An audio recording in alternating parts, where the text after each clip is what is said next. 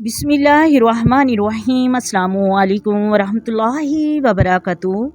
मोहतरम नाज़रीन, क्या औरतें गैर ज़रूरी बाल रेज़र से उतार सकती हैं?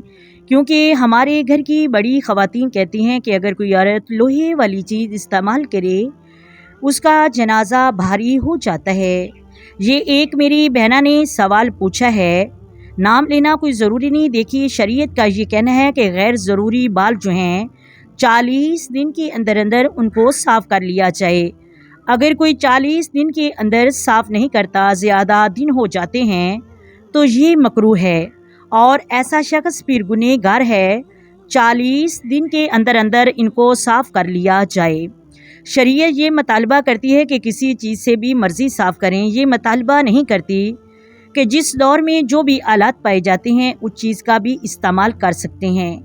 अगर कोई ये औरत समझती है कि वो रेज़र, ब्लेड वग़ैरह इस्तेमाल करने से अच्छी तरीके से पाकी हासिल कर सकती है, अच्छी तरीके से उसे पाकी हासिल हो जाएगी, तो वो रेज़र वग़ैरह इस्तेमाल कर सकती है। ये शरअन बिल्कुल जायज़ है, कोई गुनाह नहीं। और ये बात जो बताई गई है कि औरत का जनाजा भारी हो जाएगा, ये बिल्कुल मनगढ़ंत बात है।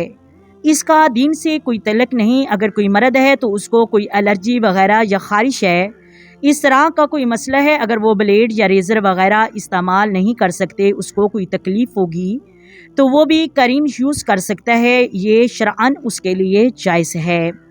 शरीयत ये मुतालबा करती है कि 40 दिन के अंदर अंदर साफ़ करने चाहिए। किसी चीज़ से भी करें, इसका मुतालबा नहीं करती है कि आप इस चीज़ से करें।